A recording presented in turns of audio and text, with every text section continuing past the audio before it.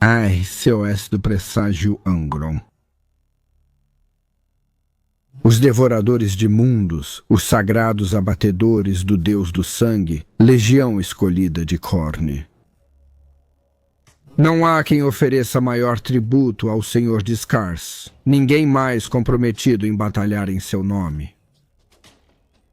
Muitos são aqueles que marcam os devoradores de mundos como filhos fragmentados de um pai quebrado. Esses mesmos tolos logo caem sob os dentes giratórios de lâminas ensanguentadas. Seus crânios são lançados para limpeza na pilha de oferendas. No entanto, apesar de toda a sua carnificina sagrada, não há ninguém entre esta irmandade abençoada pelo sangue que se compare ao seu progenitor. Ele é o furacão laminado, ele é a fera imparável, a fúria dada forma, o semideus salpicado de sangue da carnificina. Ele é o anjo vermelho, e demônios imortais mataram e lutaram, pela honra de lutar à sombra de seu charnel.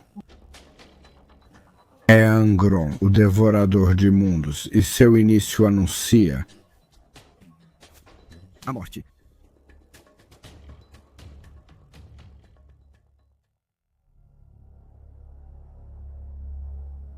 Início da transmissão de vídeo.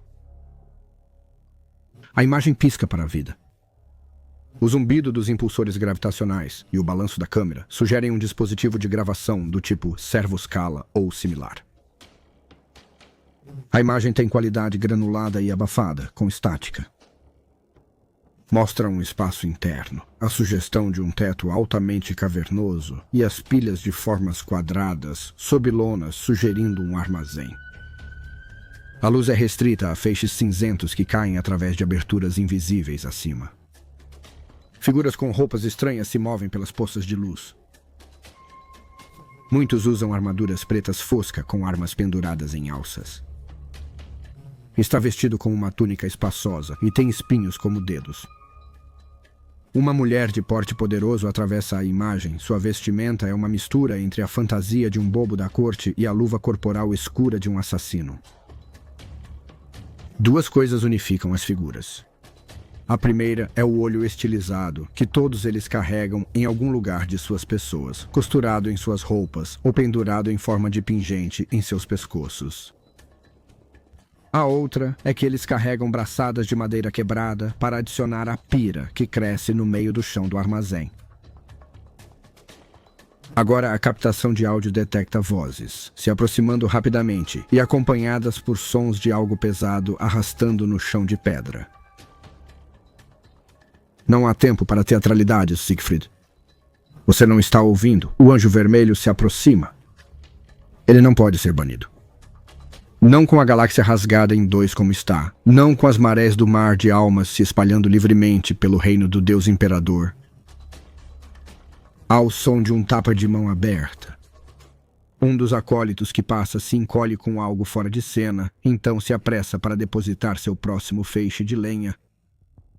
Outra voz fala agora, ainda se aproximando. O arrastar retomou. Mantenha o nome do Deus Imperador fora da sua boca suja e radical, aprendiz. Você não merece falar o nome dele? Os falantes entram em cena. Um é corpulento e carrancudo, com um chapéu de caçador de bruxas empoleirado em seu cabelo preto e oleoso e um longo casaco esvoaçante ao redor dele. O outro, sendo arrastado pelos pulsos amarrados, é um homem menor com o couro cabeludo raspado e uma túnica carmesim esfarrapada. Ele tem o lábio rachado e um hematoma inchado sob o olho. Ele avista a pira e a estaca que se ergue dela. Ele redobra suas lutas e sua voz se eleva. Segredo, você não sabe os sacrifícios que eu fiz, as vidas que custou para saber o que eu sei. O caçador de bruxas parece indiferente. Com a ajuda da mulher grande e um dos soldados, ele ergue aprendiz e o amarra na estaca.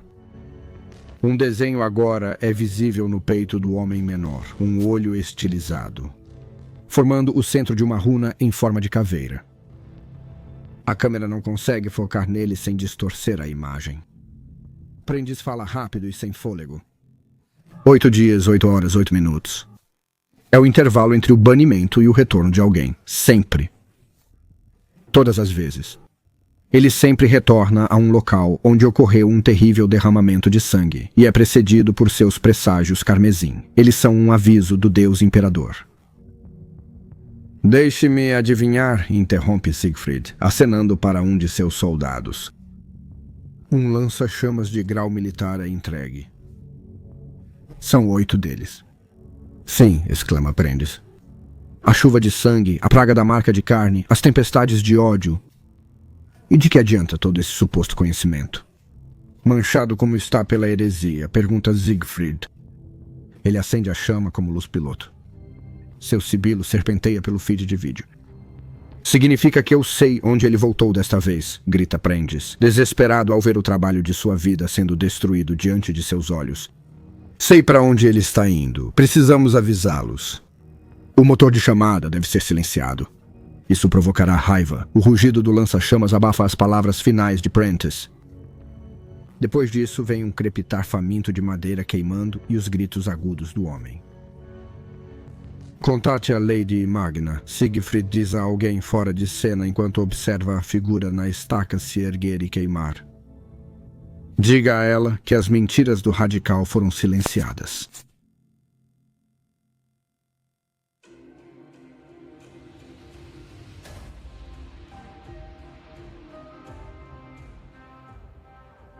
Bem-vindo, ouvinte gentil. Eu sou Baldermort, seu fiel servo, e desejo apresentá-lo às forças, facções e eventos do universo Warhammer 40.000. A sombria escuridão do distante futuro, onde não há tempo para a paz. Há apenas tempo para a guerra. E hoje continuamos com a mais nova campanha, os Arcos do Presságio, como se estivesse construindo para um evento que irá estilhaçar e transformar todo o cenário, como fez a tempestade de reunião antes dela. Portanto, hoje vamos cobrir o segundo livro, simplesmente intitulado Angron. Se você não sabe nada sobre essas coisas, então por favor veja minha entrada para os Arcos do Presságio Abaddon, links na descrição. Mas vou dar uma pequena atualização para simplificar. Abaddon, o mestre da Guerra do Caos, foi abordado por um demônio de poder impressionante, uma figura até então desconhecida por muitos, abaixo do exaltado posto dos 4 deuses do Caos. Vastor, o arquifanático, é um ser que não deve lealdade a nenhum dos deuses. Na verdade, ele joga um jogo mortal para se tornar um deles. Ele deseja ser elevado a um verdadeiro deus do caos e ocupar um lugar no grande jogo. E para isso, ele forjou o que tem apregoado como uma aliança mutuamente benéfica com o mestre da guerra. Ele criou grandes arcos de presságio e aparentemente os presenteou para Abaddon. Os arcos são vastos destroços espaciais, compostos por dezenas de antigos naufrágios fundidos no Warp. O Arquifane é um mestre da tecnologia, entende? E seu poder é criar seres falhos de metal retorcido ou reparar e aumentar aquilo que lhe é apresentado. Daí os Space Hawks são colocados online e sob a vontade do Archifane, presenteados para Abaddon, que então os distribui para seus capitães mais confiáveis. Com o poder desses massivos burmeses, eles voam para locais definidos e tentam capturar itens que foram encarregados pelo mestre da guerra para obter.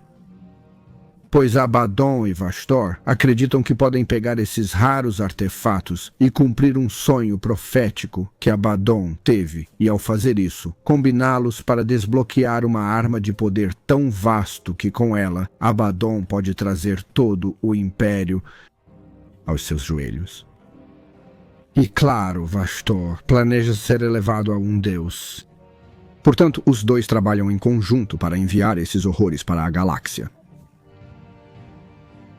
Uma vez concluído, o artefato designado obtido, todos os comandantes da Arca podem então fazer o que quiserem. Portanto, Abaddon sabe que eles pegarão essas vastas armas e trarão carnificina e caos para quase todos os setores da galáxia. Mas um elemento fundamental, um artefato particularmente importante, está no sistema Malak. E este é o lar da quarta frota da Cruzada Edomitus, Frota Quartus. Até mesmo uma arca do presságio com sua frota de apoio seria destruída em qualquer ataque. Pelo menos foi isso que Abaddon disse ao arquifanático Vastor. Porém, nenhum deles se preocupava de fato. Como Abaddon revelou, que ninguém menos que o Anjo Vermelho, a mão direita de Khorne, estaria liderando as forças para aquele local. E assim o cenário está montado. Uma frota imperial e um sistema fortemente defendido enfrentam uma força imparável. A raiva e a fúria de um semideus, o poder de um primarca voltado para o mal. O Senhor dos Devoradores de Mundos Angron. Mas o que atraiu o Anjo Vermelho dos campos de batalha da guerra muito mais importante? O grande jogo. Para um tenente de Khorne de tal poder, a guerra no Warp é muito mais importante do que qualquer coisa, que geralmente ocorreria na realidade. No entanto, aqui está Angron, à frente de uma frota de devoradores de mundos tão colossal em escopo e tamanho que algo semelhante não é visto desde os dias da limpeza dos Eresians. Carne também está entre eles. Um verdadeiro assassinato de corvos desce sobre Malak Bael. Mas por quê? Isso pode ser respondido com apenas 3 palavras. O motor coral. O motor coral. No sistema Malak, existem vários planetas importantes, mas o de maior preocupação nesta história é o Malak Bael. Pois foi lá que foi descoberto e rapidamente reivindicado pela Ordem Heréticos, investigado pelo Inquisidor Glory e Magna. Ela foi a primeira a cunhar seu novo nome, o Motor Coral. Uma antiga instalação arqueotécnica e dispositivo de imenso poder, presumido ser um artefato da Era Negra da tecnologia. Quando a humanidade percorria as estrelas como uma raça iluminada de cientistas, exploradores, colonizadores e comerciantes cerca de 15 mil anos ou mais atrás, antes da Era da Discórdia, então a Era do Império, as maravilhas tecnológicas que a humanidade uma vez comandou eram de suma importância para o Império. Adeptus Mechanicum e toda a humanidade. Um inquisidor em Magna afirmou que este único relicário do passado era a solução para tantos problemas. Ela foi até o almirante Trinicus Abcondis da Frota Quartus e ofereceu isso como um recurso, que ele simplesmente não poderia ignorar. Quartus era uma frota Indomitus, designada para um papel fundamentalmente importante, apenas não um particularmente glorioso. Pois eles deveriam reforçar e limpar regiões previamente devastadas por outros impulsos da cruzada, mas o combate era pesado, lento e custoso. E Cortes havia ficado atrás do rigoroso cronograma de recuperação esperada de mundos e sistemas estabelecido pelo comandante Lord Rebut Guiema. Não poderia haver recurso, negociação e certamente nenhuma desculpa. Eles precisavam aumentar seu ritmo e sucesso. Assim, quando o Inquisidor veio a Abcondes e explicou o dispositivo, como ele poderia afetar as coisas, o que ele poderia oferecer, não havia maneira realista de ele recusar. Pois Magna explicou que o motor Korra era semelhante a um astronômico em miniatura, e com ele poderia mover suas frotas mais habilmente, poderia reforçar e redistribuir com quase certeza, e esse fato revolucionaria sua situação estratégica. Acima e além disso, o motor criaria uma luz que era inimiga dos nunca-nascidos, assim como o Astronomican. Assim, atrapalharia os demônios, queimando-os, enquanto se tornava o próprio Warp por anos-luz ao seu redor. E Abcondis nunca perguntou ao elenco. Ele concordou quase que instantaneamente. Garantias foram dadas de que este não era um dispositivo herético, e de um inquisidor do Ordo Heréticos para começar. E a partir daí, os quartéis da frota começaram a recuperar o tempo perdido.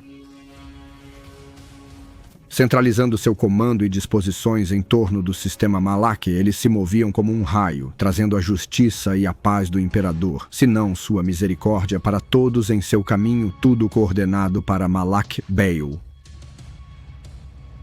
Pois as frotas Indômitos eram enormes. Alguns acreditam que eles eram equivalentes a uma cruzada padrão, como as realizadas na Era do Império, onde faixas de estrelas seriam recuperadas ou mesmo respostas regionais, cruzadas para derrotar um inimigo específico, como os Tau descobriram.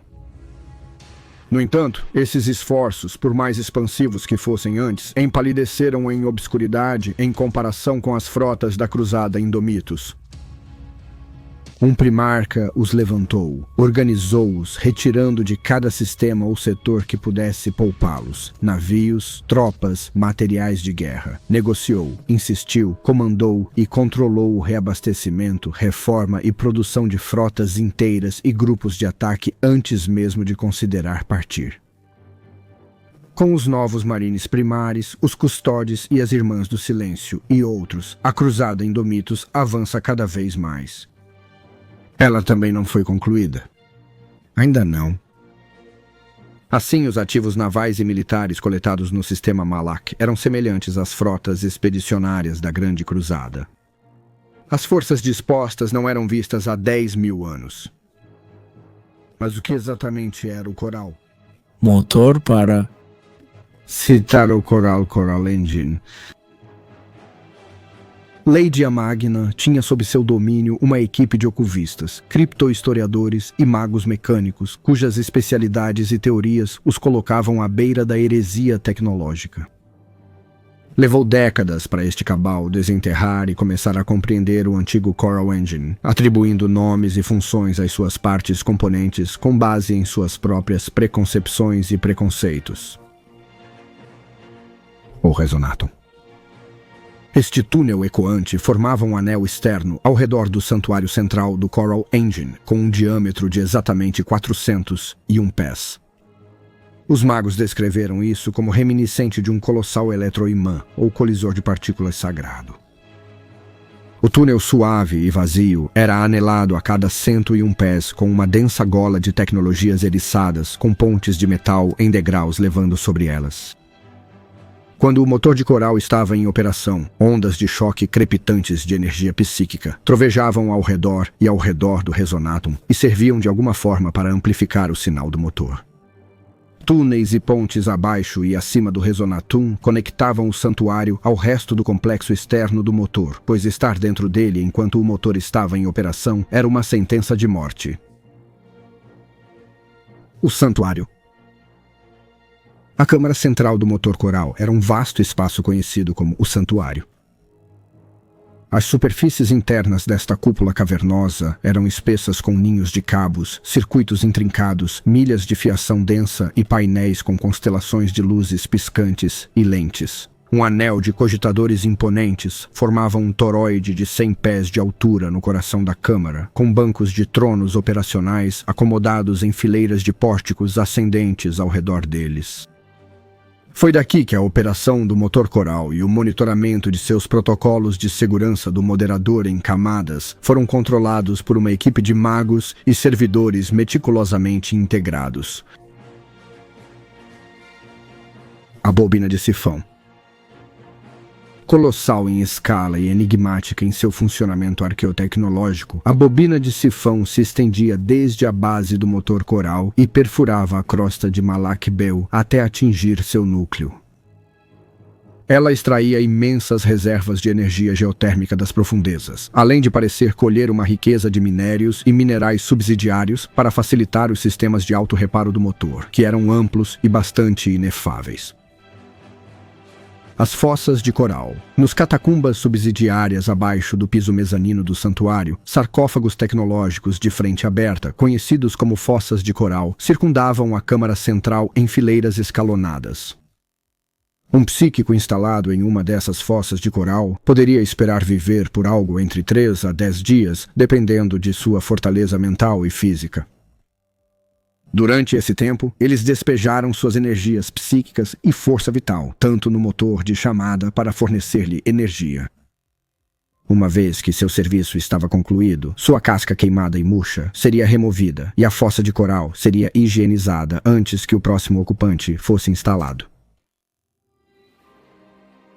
A veia de foco. Uma rede de pórticos cruzava o topo do teto abobadado do santuário. Pelo centro deles descia a vasta estalactite circular de Archaeotech, que formava o verdadeiro coração do motor coral. Estendendo-se até cerca de 60 metros do toroide do cogitador e apontando diretamente para o seu centro, a chamada aleta de foco continha um quarteto de câmaras nas quais estavam conectados astropatas excepcionalmente talentosos. Através do poder e das mentes disciplinadas deles, as energias completas do motor coral fluíam para cima e para fora, nas profundezas do warp. Pelo menos até as energias do motor queimá-los de dentro para fora. Eles se contorciam e gritavam rumo a um túmulo prematuro.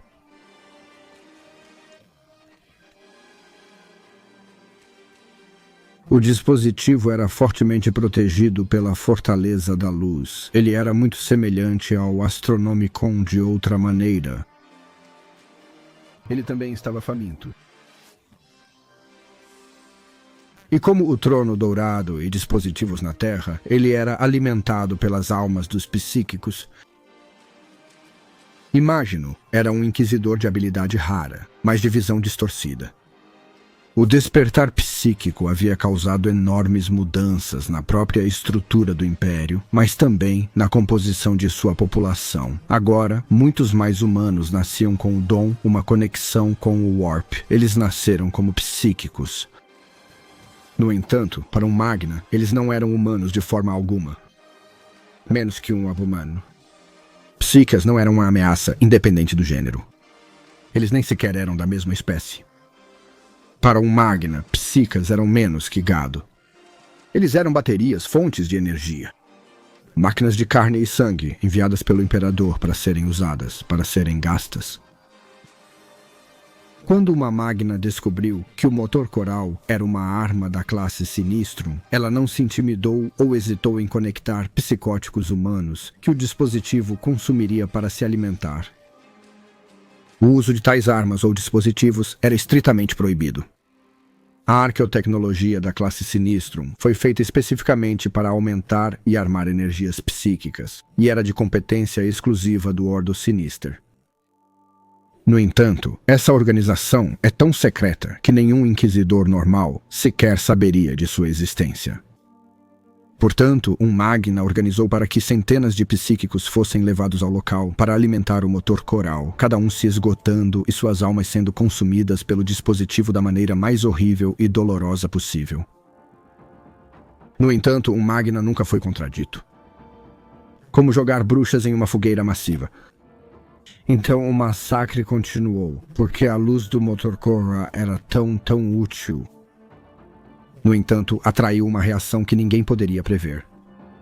A vinda do Anjo Vermelho, a chegada do próprio Angron. A câmara estava em ruínas. A devastação atingiu cada centímetro dela. Era tão absoluta que até mesmo o mestre do navio teria dificuldade em identificar se tinha sido um convés de armas, ou um santuário, um alojamento de tripulação, ou uma baía de lançamento.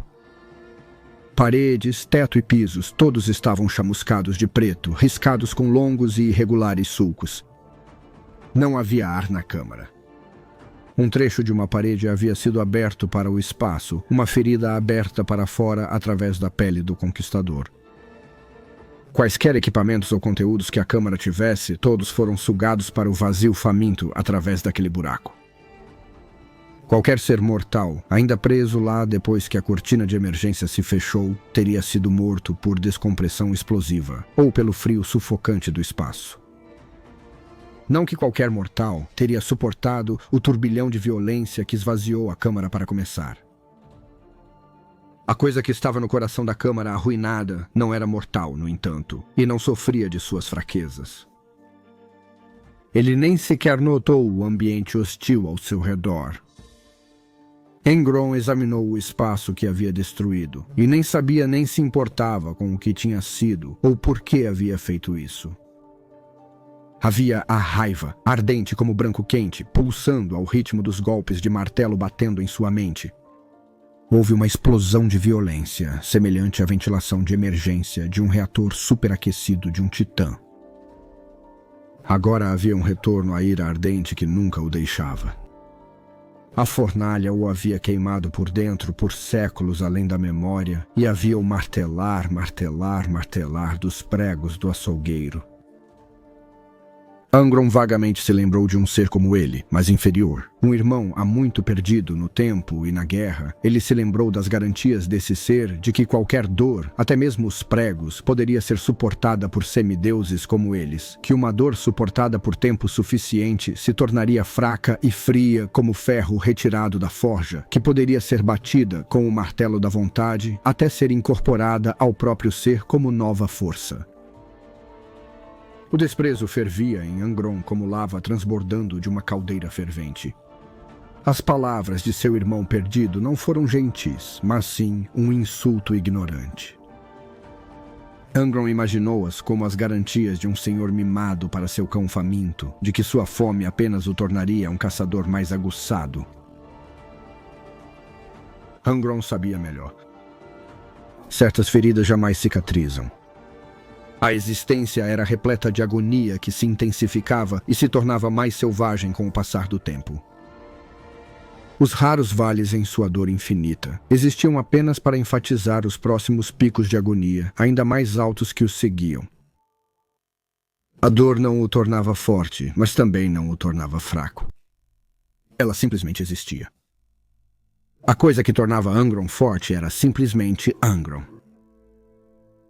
Ele rondou pela câmara arruinada até a borda do aluguel que esmagara no casco. Um instante de lucidez real deu contexto. Ele estava bem alto em uma das estranhas torres góticas que haviam brotado do casco do conquistador, como esporões deformados de osso. As câmaras e corredores nessas torres, compondo a estrutura aparentemente ao acaso, não possuíam os sólidos baluartes e as grossas paredes externas da massa principal do conquistador. Angron considerou uma fraqueza inaceitável gerada pela corrupção feiticeira. Ele dividiu facilmente a pele do navio de dentro para fora. Uma memória tentou emergir do meio da desolação abrasadora de seus pensamentos, um tempo em que o conquistador não sofria tais fraquezas. Angron cravou suas garras na plataforma de metal em frustração. Seus lábios recuaram de uma boca cheia de presas. Ele olhou através da fenda para as estrelas, espalhando a escuridão aveludada além.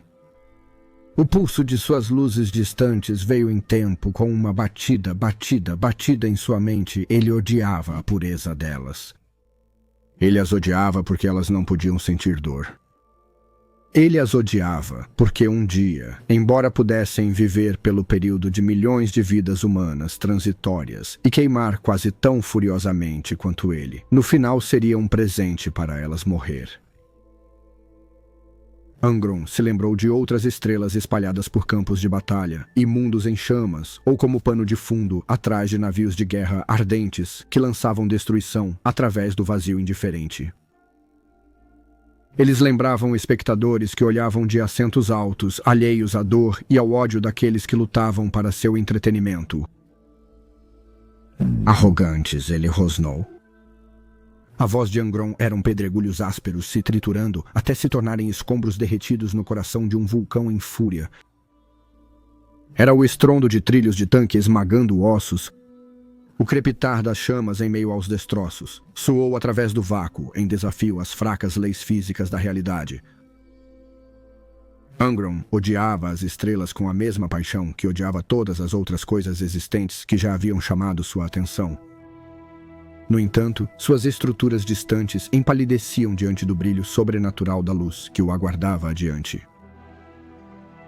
Que ele odiava com muito mais veemência. As estrelas, afinal, queimavam com fogo, nascido da realidade. A luz à frente era algo completamente diferente, completamente mais agonizante de se contemplar, gerada como era pela canção da feitiçaria traiçoeira. E embora a câmara em que ele estava fosse ampla e com teto alto, de repente Angron se sentiu confinado por ela, como um animal preso em uma jaula. Ele se jogou para a frente no vazio. Ele enfrentaria a luz sem restrições, irado. Angron abriu suas asas e voou para a escuridão, assim como as restrições do som em um vácuo não tinham domínio sobre a matéria concentrada de sua forma corpórea, nem as considerações de inércia ou ausência de peso. Ele não voava por algum processo mundano de deslocamento de ar ou força aplicada. Ele voava porque assim o desejava, e sua vontade era adequada para dominar a realidade. Angron lutava contra a existência como se fosse qualquer outro inimigo, e como qualquer outro inimigo, ele a quebrava com facilidade. Agora ele voava para cima e para fora, asas batendo, ganhando altura, até que o casco do conquistador passava por baixo dele como o corpo de algum leviatã do mar profundo.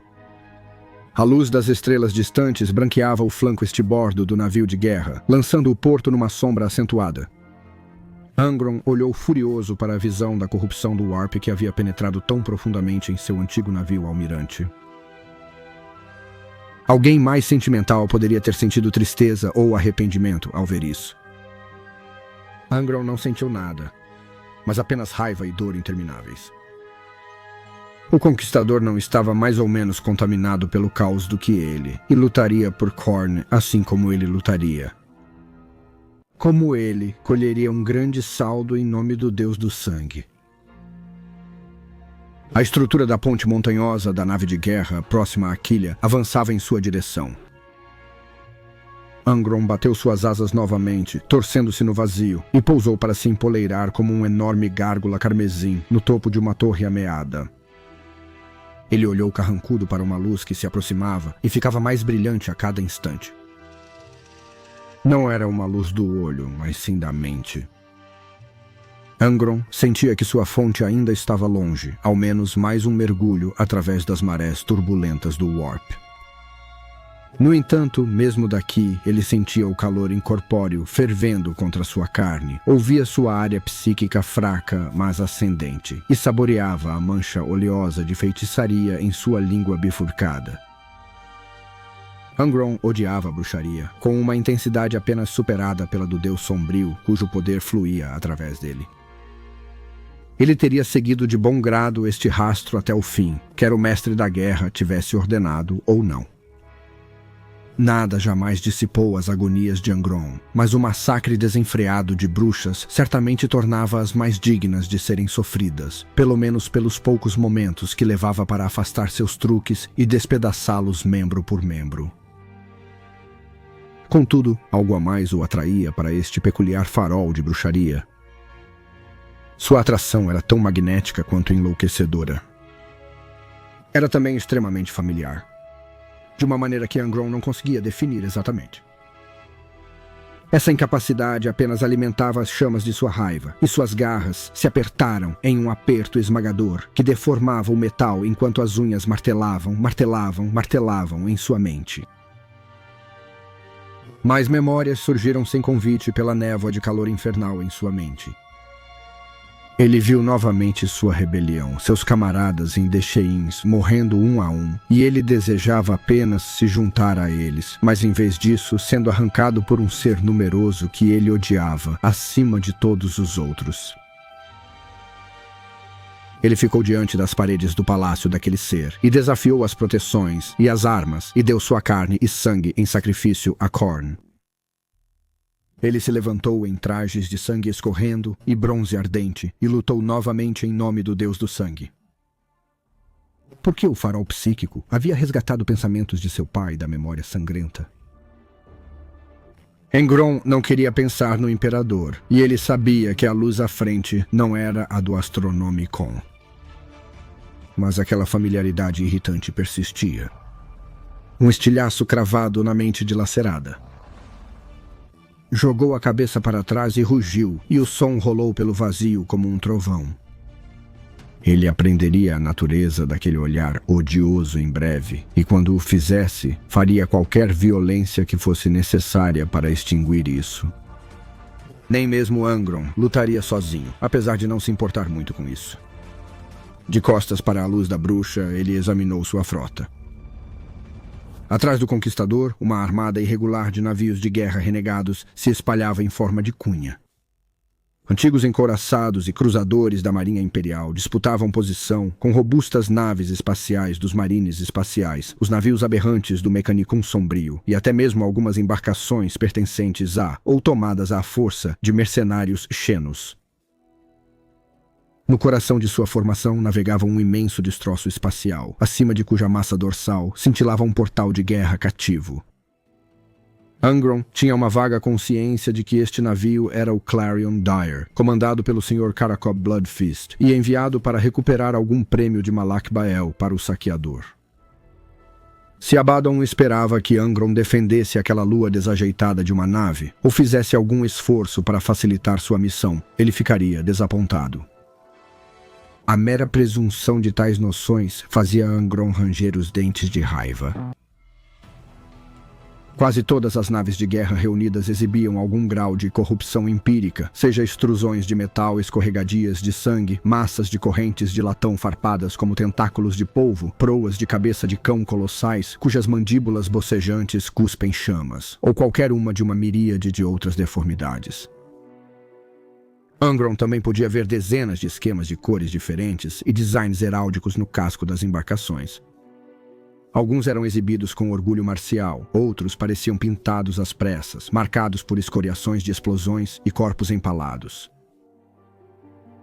Dezenas de bandos de guerra renegados, capítulos traidores, regimentos mortais caídos e legiões de titãs traidores estavam presentes. Entretanto, os navios de guerra dos próprios devoradores de mundos de Angron superavam todos eles em número. Vez após vez, o emblema era repetido, um planeta condenado preso dentro de mandíbulas afiadas e esmagadoras. Apareceu em antigos navios de batalha, com cascos manchados de sangue e bronze enferrujado. Destacava-se orgulhosamente nas proas e flancos de cruzadores e escoltas, vestidos em tons de carmesim e osso, e até mesmo em alguns navios ainda ostentando o fantasma de suas legiões brancas e azuis. Angron não sabia e não se importava como tantos dos devoradores de mundos vieram parar aqui. Ele tinha poucas dúvidas de que essa era a maior reunião de sua força a ser vista desde os últimos dias da Guerra Vaidosa de Horus. Algum mecanismo ou maquinação os reuniu para segui-lo no ataque ao farol da bruxa. Mas se era algo de sua própria autoria, Angron não se lembrava. Isso poderia ser interferência dos saqueadores. O pensamento reacendeu a raiva de Angron. Ele não precisava desse vasto exército que o seguia, não necessitava de reforço, nem apreciava a implicação de fraqueza que isso representava. No entanto, ao mesmo tempo, ele sabia a devastação inimaginável que isso poderia desencadear. Angron imaginou o derramamento de sangue cataclísmico que viria, a cadeia de montanhas de crânios que seria erguida em tributo a Khorne. O pensamento fez os pregos em sua mente ficarem quentes como um martelo, batendo, batendo, batendo, tirando-o de seu poleiro. Com outro rugido, Angron saltou para o vazio e bateu suas asas furiosamente, como se através de uma ação violenta adequada ele pudesse afastar a dor. Enquanto voava, Angron viu ainda mais naves vazias com olhos de milho rasgando seu caminho do Warp para a realidade. Os cascos maltratados deixavam rastros de ectoplasma que se despedaçavam e manchavam o vazio com sujeira de Warp. Eles lembraram Angron de entranhas arrancadas do estômago de um inimigo e espalhadas pelo chão. Os retardatários esperavam forçar a entrada na formação, cada um tentando encontrar um lugar o mais próximo possível do glorioso conquistador. Angron viu os convéses de armas desvelados e as torres girarem enquanto as naves tentavam entrar à força. Os caninos dos canídeos estavam à mostra em ameaça aos membros inferiores do grupo. Um enorme encouraçado da classe Oberon, com a panóplia completa do Devorador de Mundos, dispersou fragatas enquanto assumia posição audaciosa atrás do Conquistador. Angron se perguntou por um breve momento se Khan estava a bordo da nave. A pura agressividade da manobra tinha o cheiro de sua brutalidade direta, e Angron não duvidava que seu ex-auxiliar estava em algum lugar em meio a uma reunião de poder. Ele se perguntou o quanto a frota iria crescer. Quanto tempo tantos devotos do Senhor da Batalha poderiam esperar antes que sua paciência se desgastasse? Antes que eles voltassem armas e lâminas uns contra os outros e fizessem uma oferta carmesim a Khorne? No final das contas, nenhuma das perguntas importava, porque nem ele nem o Conquistador esperariam mais para descobrir. A nave só saiu do Warp para tomar as coordenadas astromânticas para seu salto final de Warp para o sistema Malak. Independentemente de as leituras terem sido concluídas ou não, Angron ordenaria a tradução imediata. Ele não tinha medo de infortúnios no mar de almas e não se importava com o destino daqueles que o seguiam. Que os fortes o sigam se conseguirem. Poderiam ao menos provar que conseguem tomar algumas cabeças lealistas sobre Malik Bale. Enquanto Angron voltava para um dos convéses de embarque dos conquistadores, ele sentiu novamente o olhar invasivo do farol da feiticeira, e sua raiva queimava em branco quente ao seu toque. Os pregos do açougueiro martelavam em sua mente, e ele jurou a si mesmo que afogaria aquela luz de bruxa em sangue até que ela nunca mais pudesse ser acesa. O anjo amaldiçoado, o menino que nunca viveu. Houve algum homem mais amaldiçoado do que o anjo caído, o anjo vermelho, o demônio Primarch Angron. Pois muitos olharão para o poder de sua posição exaltada, suas habilidades e imortalidade. Mas poucos realmente se permitem olhar para o terrível, terrível custo. Costumo ouvir as pessoas comentarem que o imperador é um tirano e que o caos é liberdade. Bem, o imperador pode muito bem ser um terror, um carbúnculo no rosto da humanidade para alguns, mas não importa seus atos de selvageria ou crueldade, eles se tornam nada comparados ao mal dos deuses sombrios do caos. Às vezes é melhor o diabo que você conhece, e é para Angron que eu geralmente aponto quando quero elucidar o horror dessas coisas terríveis. Pois Angron recebeu a mão mais dura de todas no cenário de Warhammer, sem exceção. Ele era uma criança quando chegou ao seu mundo, como todos os Primarchs eram. Mas enquanto alguns nasceram para o roxo adotado por senhores ou líderes, Angron foi criado na poeira. Ele foi transformado em um gladiador ainda criança, então eles pegaram essa prole do combate e tentaram aprimorá-lo. Eles cortaram o topo de seu crânio e colocaram um objeto dentro de sua própria mente, chamado unhas do açougueiro. Eles o costuraram e se prepararam para aproveitar. Os pregos do açougueiro eram uma maldição que eu não desejaria a ninguém, independente de seus crimes. Não importa quão vil seja o ato, não há nada que justifique essa punição. Pois os pregos se enterravam no próprio cérebro do primarca, e lentamente, hora após hora, dia após dia, eles perfuravam sua mente e a evisceravam.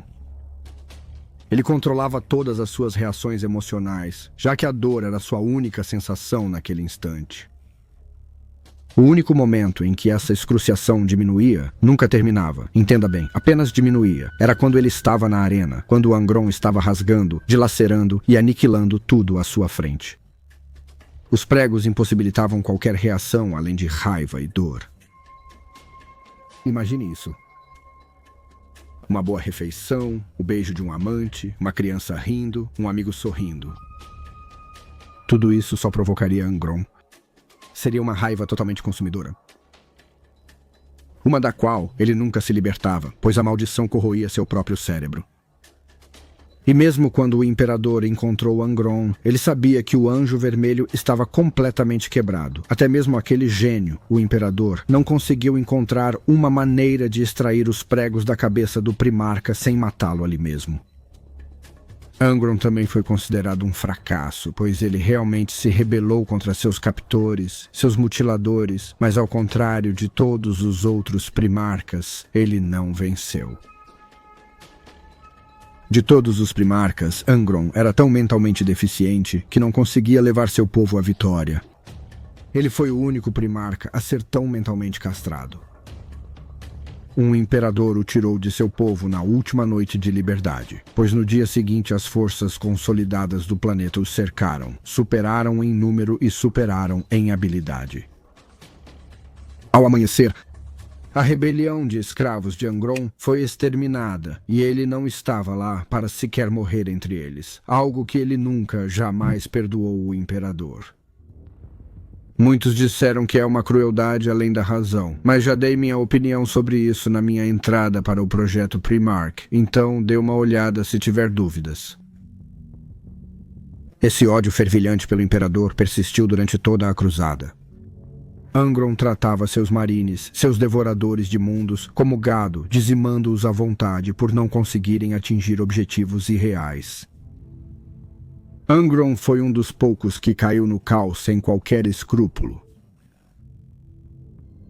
Nunca houve um único momento em que ele olhou para trás ou questionou sua decisão de se ajoelhar para Horus, mas no final, quando lhe foi concedida a imortalidade e um vasto poder cósmico por seu benfeitor, o deus Khorne, senhor dos crânios, seu destino foi abrangido.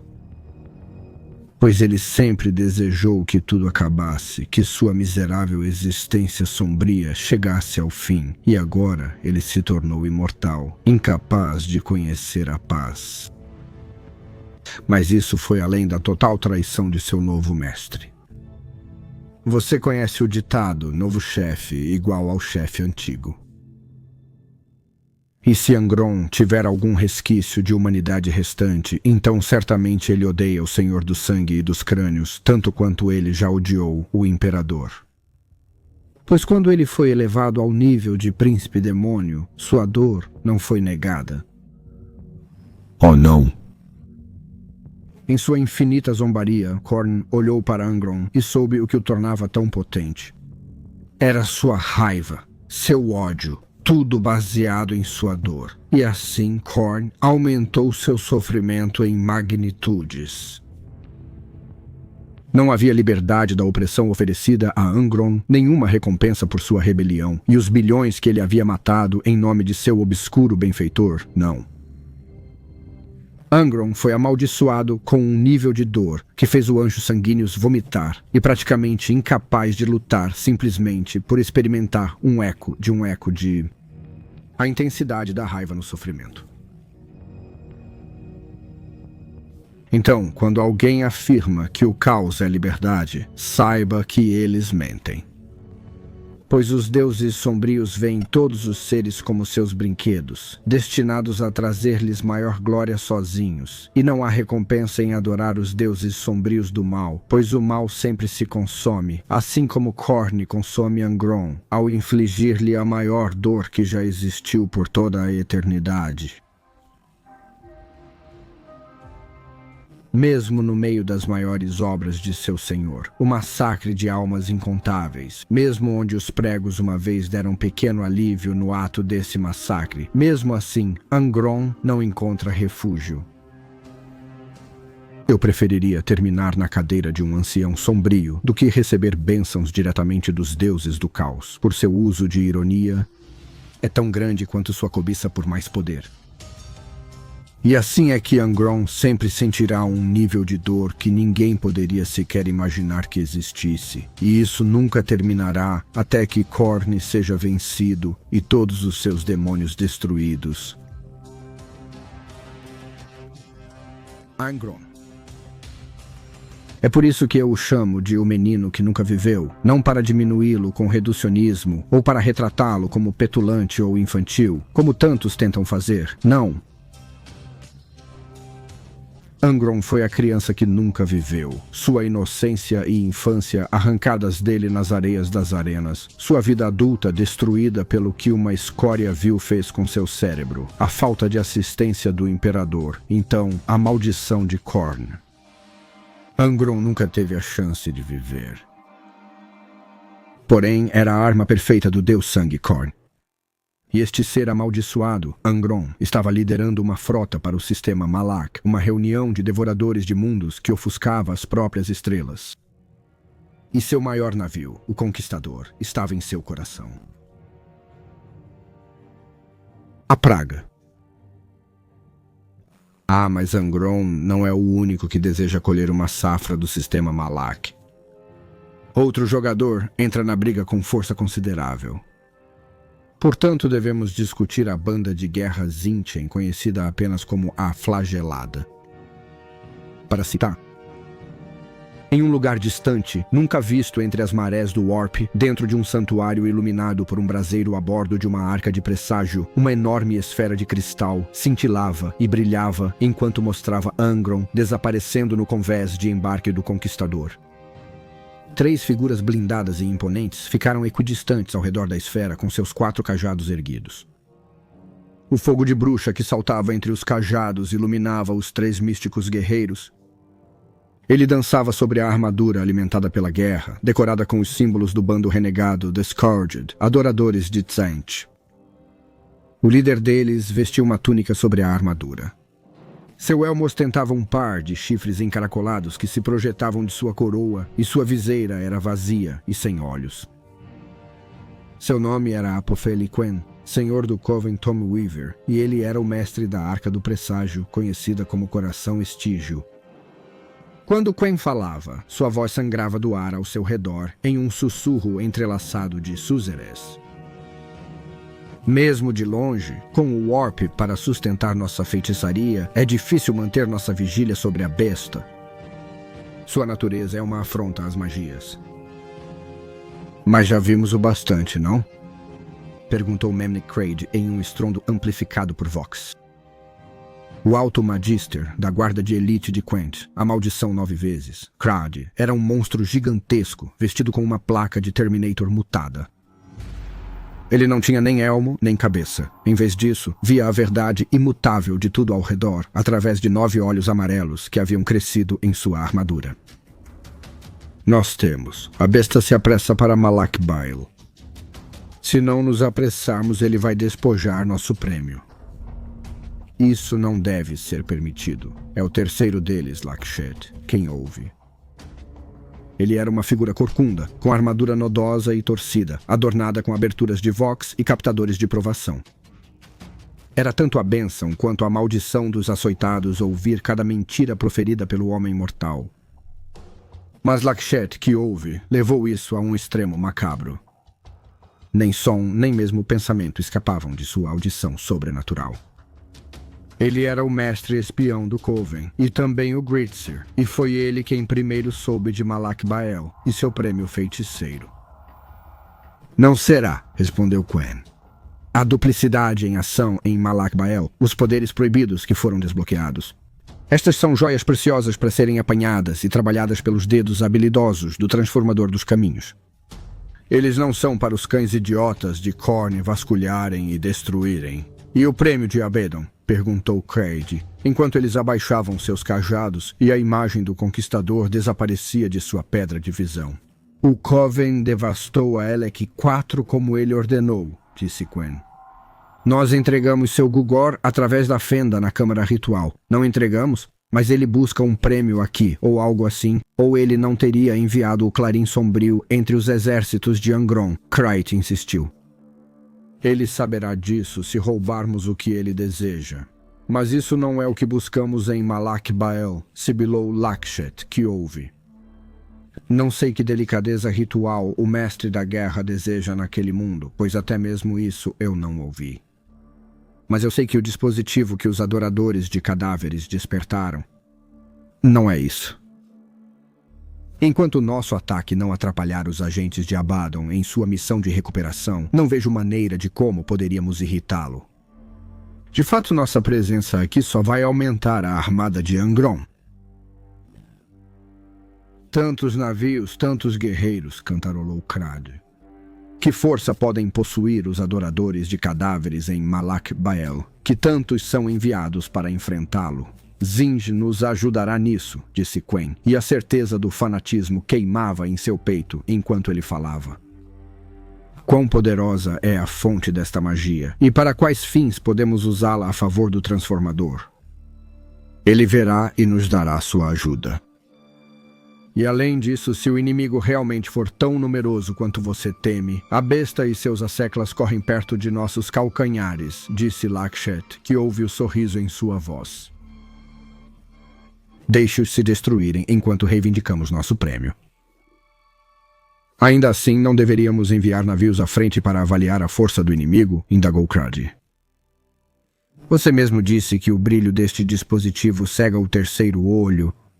e prejudica nossa previsão. Não é nosso jeito lutar tão cegamente. Você tem olhos suficientes para todos nós, Crade, disse. Quen, eu ouço seu conselho, mas você sabe que não posso segui-lo. O atraso seria inconcebível. A besta chegaria antes de nós e ele destruiria nosso prêmio. Eu não acredito que um transformador nos teria entregado este segredo apenas para nos ver falhar. Avise os capitães da frota Baal. Prepare o Coven. Vamos à guerra pela glória de Tzint. Fim de citação. E assim vemos que as forças do Império no sistema Malak estão realmente em uma situação difícil. As bandas tzentianas dos Mil Filhos são, como recentemente discutimos, nada para se brincar. A habilidade marcial deles é a dos Astartes da Grande Cruzada. A magia deles é capaz de derrotar todas as ameaças com as quais se envolvem, pois eles são frequentemente capazes de prever cada última nuance e evento de qualquer encontro.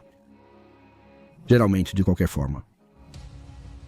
E seu epíteto, apesar de serem principalmente autômatos, são os mais animados em combate. Praticamente invulneráveis a armas pequenas normais. A armadura deve ser destruída para que haja uma baixa entre eles, pois seus corpos foram transformados em pó muitos milênios atrás. Mas como veremos, nada e ninguém, não importa seu poder, conhecimento, habilidade ou apoio, são infalíveis. Suas frotas não são mais habilidosas ou capazes do que qualquer outra legião traidora, mas elas são de tempos antigos, então nunca devem ser subestimadas. Tal ameaça foi prognosticada em Malak, que um capitão-irmão completo dos Cavaleiros Cinza chegou com forças para apoiar seu status. Os Cavaleiros Cinza. Os Space Marines receberam semente gene do próprio Imperador. Psíquicos e guerreiros sem comparação. Eles eram o martelo do Ordo Maleus, a ala de caça aos demônios da Inquisição, e o almirante de frota Abcondes estava aterrorizado, pois inicialmente pensou que eles poderiam tentar executá-lo por concordar em usar a obviamente psicoarma, o motor coral. Quando afirmaram que estavam aqui não para isso, mas para ajudar a resistir aos poderes prestes a atacar o sistema Malak, deve ter sido um pequeno consolo.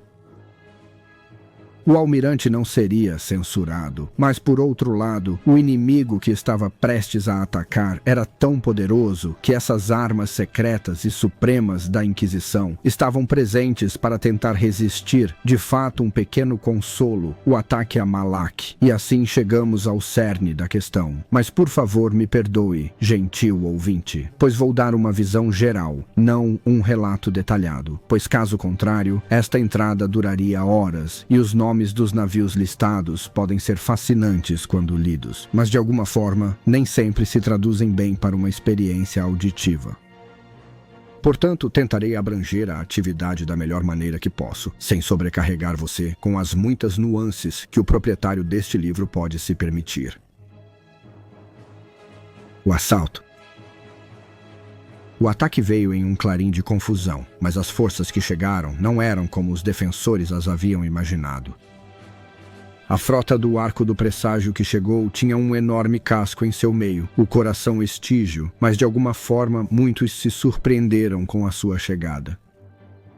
Pois eles eram de fato uma frota poderosa, mas mesmo assim não eram superiores em número nem em tamanho de navio do que os grupos de batalha da frota defensora. O Coração Estígio e sua armada de apoio voaram rumo a Malak Bael. As tripulações dos navios eram disciplinadas e experientes, mas também eram os elementos defensores dos leais Astartes e frotas navais que defendiam o sistema. A batalha foi unilateral desde o início, dolorosa e custosa, mas unilateral. Apesar da presença do massivo Arco do Presságio, o Coração Estígio, as forças do caos eram muito poucas, e a marinha as levou à batalha e as desmontou sistematicamente. O próprio Arco foi despojado da grande maioria de sua frota de apoio e começou a se afastar, mancando para a escuridão dos confins do sistema. Os leais queriam celebrar seu triunfo. O almirante pretendia expressar aos Cavaleiros Cinzentos que eles tinham exagerado um pouco na resposta a uma ameaça que haviam percebido. Bom que ele não fez isso. Porque foi então que o sistema foi inundado com enormes assinaturas de tradução. Quando a frota de Angron e seus devoradores de mundos irrompeu no espaço real e todos os seres sencientes naquele sistema ouviram o chamado do inimigo ressoando em seus próprios corações e almas, sangue para o Deus do sangue. E com isso, a verdadeira batalha começou. Ingram pode ter estado em excruciação perpétua, mas ainda era um primarca, e ele dividiu sua frota em 3 frentes para atacar as palavras de Malak. 2 pareciam estar indo para Malak-Ra e Malak-Va, outros 2 planos importantes no sistema. Mas, claro, a frota principal seguiu diretamente para Malak-Bail, a casa do motor Korra. O almirante, experiente, dispersou sua frota pelo sistema antes do primeiro confronto, posicionando alguns navios nos arredores do sistema e cobrindo cinturões de asteroides que poderiam ser usados como locais táticos para atacar os mundos internos. No entanto, quando as frotas dos devoradores de mundos chegaram, não houve celebração nem confiança, pois seus números eram ainda maiores do que os da frota Indomitus, e sua agressividade era impressionante. As frotas tentaram retardar os adoradores do caos que se aproximavam, mas foram enganadas, derrotadas ou superadas em número.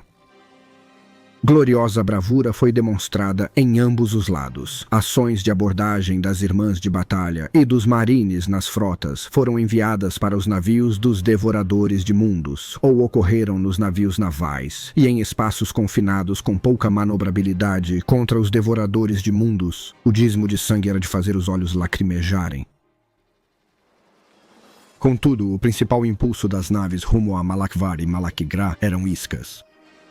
Eles atravessaram as frotas defensoras, cercaram as espirais e voltaram rapidamente para Malak-Bail, deixando as forças imperiais desprevenidas, tentando alcançar e punir os navios traidores enquanto navegavam quase livremente para o evento principal.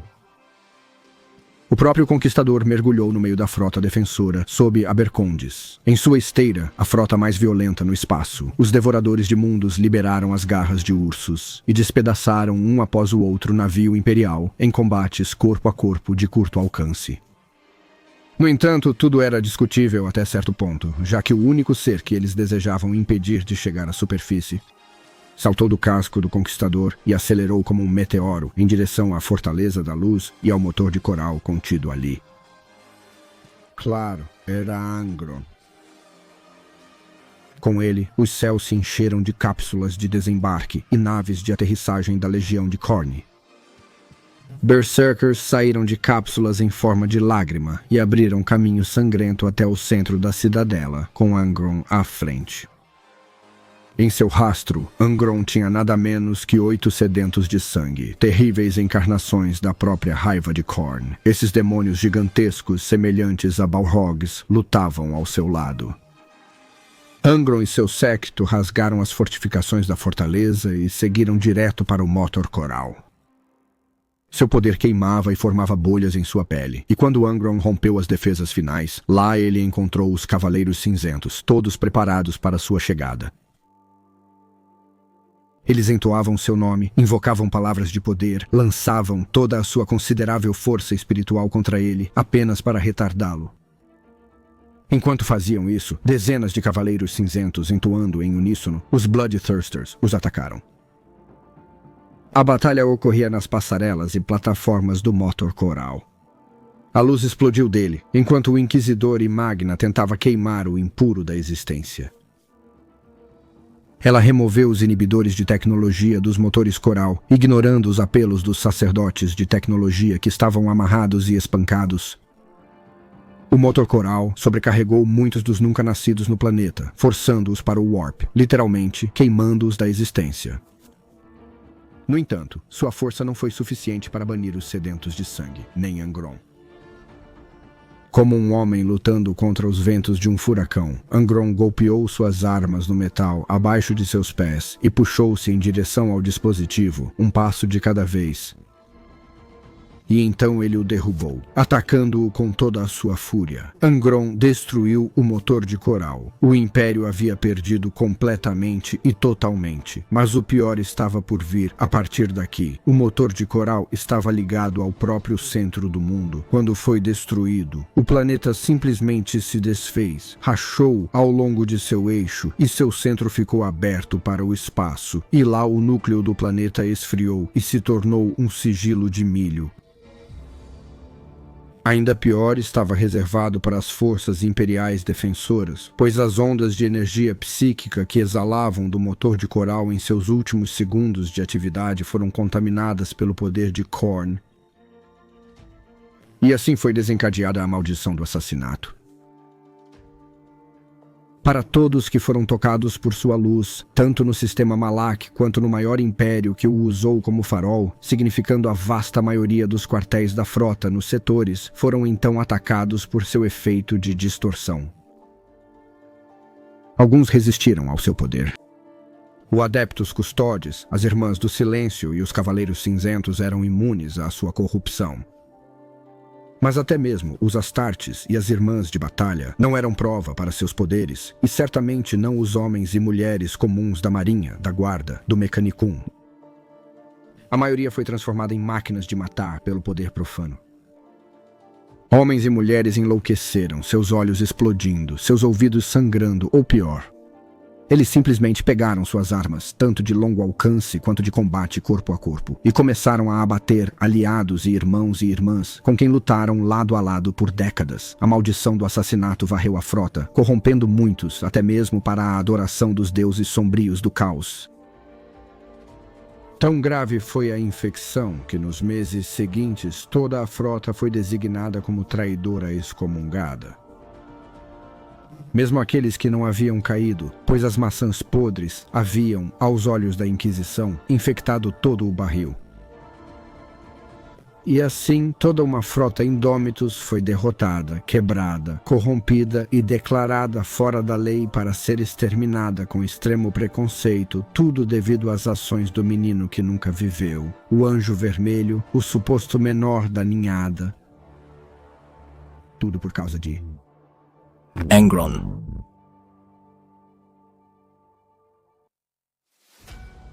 Mas não é aí que a história realmente termina. Na escuridão do espaço, nas margens do sistema, a Arca do Presságio, o coração Estígio, ainda se escondia do massacre, e o arquifanático Vastor não seria contrariado. Como criador das arcas, ele rapidamente as tomou dos flagelados. Ele então navegou o coração Estígio em direção ao planeta quebrado de Malak Bael. Usando os navios ao seu redor como um amortecedor, protegendo o coração Estígio dos destroços das frotas e do planeta morto, ele avançou até encontrar o que estava procurando. O segmento de Malak Bael onde o verdadeiro artefato fora guardado. Sem defesas em um segmento morto de um mundo destruído, Vastor não encontrou resistência. Ele pegou o item, um pedaço de pedra preta, pois dentro da pedra estava seu artefato, e enviou isso através do portal do coração Estígio de volta para o despojador. Com seus planos se aproximando da realização, Drashtor estava muito satisfeito com o resultado do envolvimento. Por enquanto. Ele e Avedon estavam um grande passo mais perto da conclusão de seus projetos. Continua.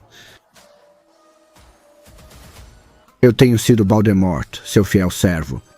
Agora inscreva-se, curta e todas essas coisas boas se você gostou do vídeo. E junte-se a mim todas as sextas-feiras enquanto mergulho no universo Warhammer. Ou confira nossos outros canais sobre história natural e mitologia. Links na descrição do vídeo. Patreon, mercadorias, botão de notificação. Você conhece a rotina. Até a próxima. Não importa o que você faça hoje, tente reservar um tempo para se divertir. Até logo.